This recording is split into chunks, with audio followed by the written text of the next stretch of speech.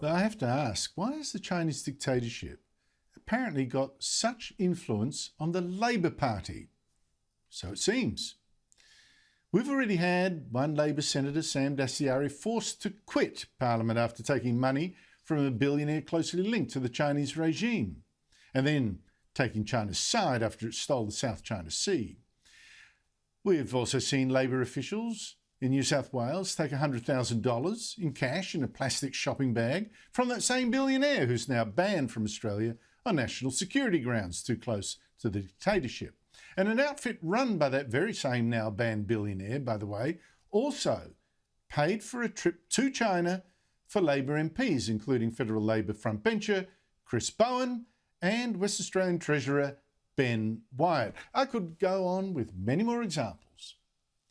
But now, speaking of Western Australia, I have to say I have been shocked by its Premier Mark McGowan repeatedly telling us to stop criticising the Chinese dictatorship so much. We need to make sure we have balanced commentary and a balanced approach to these issues to ensure that our citizens aren't collateral damage. Now, McGowan says that criticising this dictatorship costs Australians money. So apparently for McGowan, Chinese money counts. Should buy our silence at least. What else? But I'm wondering why McGowan, the state premier, is actually meddling in Australia's foreign policy. Why is he attacking his own federal government for standing up to a very dangerous dictatorship? What kind of people has he got whispering in his ear? Or put it this way, what kind of people has he actually chosen and paid to tell him sweet nothings about this menacing, bullying, aggressive superpower that so alarmed democracies from the US, France and Britain to even New Zealand? Here's a clue. In February, McGowan's government appointed to his Multicultural Council, and these are paid positions, 2 Chinese representatives, both very pro-Beijing, both with links to China's official propaganda arm, the United Front. One is Edward Chang, who runs a Chinese newspaper here that censors criticism of China. Chang has also said, "We Chinese, overseas Chinese, are the first line of defence for our motherland," which of course suggests to me that in a confrontation with China, overseas Chinese here should and would side with the dictatorship. That's his view, which is a worry, a national security concern, if that view is really shared by many of our 1.2 million Chinese Australians. The other person that McGowan's government hired to represent Chinese West Australians is Dr. Ting Chen. He's one of the leaders of a top Chinese organisation here called Chunghwa, and that's another worry. This Chunghwa, in a statement, also implied that Chinese Australians had to support China in its struggles. It said, "The Chinese nation has been a nation that values peace since ancient times to the Tibetans.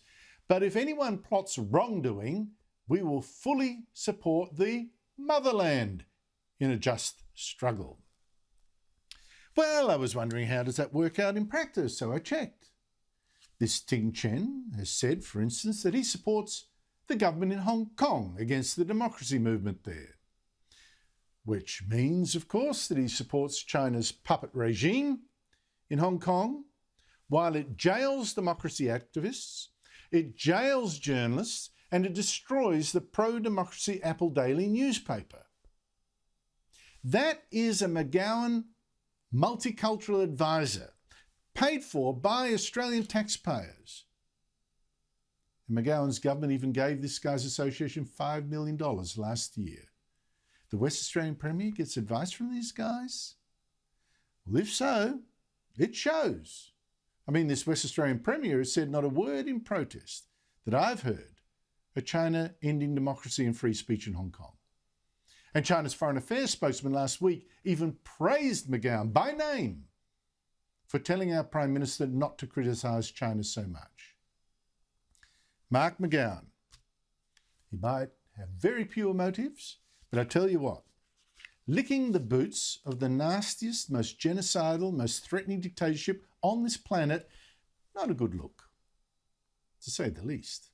Joining me is a former federal Labor MP, Michael Danby, who's fought for freedom in Tibet, another country conquered by China. Michael Danby, thanks for your time. Why would Mark McGowan's government, a Labor government, pick two people who are essentially, in my opinion, shills for the Chinese dictatorship and have them represent all Chinese and Western Australian, including people that might actually prefer freedom and democracy?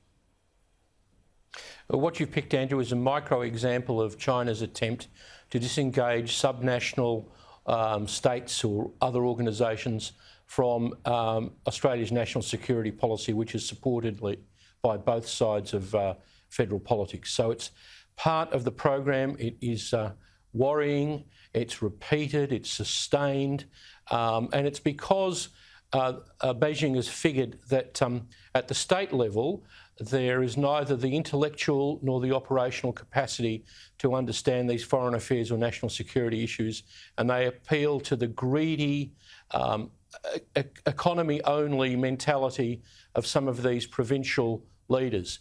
Australians should stand up, and I know West Australians are as patriotic as anyone else, and tell them so far and no further. The Lowy poll today shows that there has been a catastrophic fall in support for China, and that's because not that Australians are racist towards Chinese. It's because of China's aggressive policies, especially towards Australia. Mark McGowan, stand up for Australia. Stop licking their boots, as you rightly said, Andrew. But the other thing too, just putting aside the Chinese influence, I'll come back to that, the sheer the signal it sends to Chinese in Western Australia, who will include people that fled Hong Kong or fled Tibet or, fled after Tiananmen Square massacre, whatever. They will be pro-democracy people, they will be pro-Australia people, but he picks, or his government picks on this Multicultural Council, as its two Chinese representatives, both people who are pro that dictatorship. What on earth is the signal he is sending to every other Chinese person, ethnic Chinese, in Western Australia? It'll terrify the more than 1 million Chinese Australians. He won't understand it being, ethnically, outrageous and sort of ignorant of how people feel. Thank God we didn't pass that extradition treaty with China, which would have given the whip hand of Beijing over our Australian Chinese population. But, McGowan should stick to state politics. He got elected overwhelmingly. He should enjoy all the royalties he's getting from the high iron ore prices, and should leave foreign policy and national security to people in Canberra who really understand it. This is part of a plan by the United Front, which is like the Chinese version of the old Stalinist Comintern, to disengage political actors and states at a subnational level. They're doing it in Victoria. You've seen it with the BRI program. They're very effective in New South Wales. ICAC has had 3 general secretaries of the New South Wales Labor Party before it for improper influence, foreign interference of Beijing-aligned money. Now, that's a disgrace. They're the ones who should have federal intervention into them, not the poor old Victorian branch where there are still many, in fact, a majority of patriots who are pro-Australian. But Michael, explain this to me.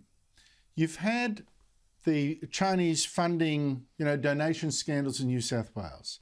In Victoria, you've got the Premier there signing a Belt and Road initiative, the only state in Australia to do so, with this pro-Chinese initiative, pro-democracy, dictatorship initiative. You've got this thing with McGowan in WA, and you've got Penny Wong, Labor's foreign affairs spokesman, much softer on China than the government. What on earth is the attraction that Labor has for a dictatorship like China's?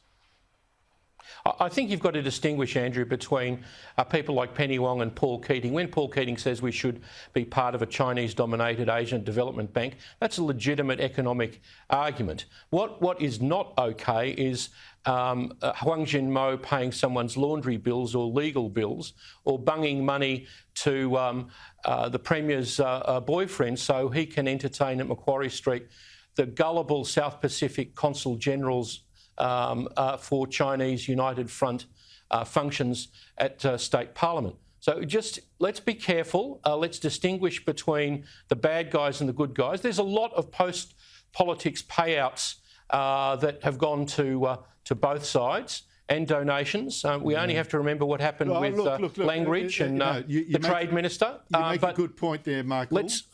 China has also got very close to some Liberals, and some people have been very stupid. I hope the scales are falling from people's eyes now. Michael Danby, I appreciate your time. I appreciate the struggle you've waged for many years on these issues. Good on you. The people of Xinjiang and Tibet and Hong Kong, thank you, Andrew, and thank all of the people who have opposed what Beijing is up to. Good on you.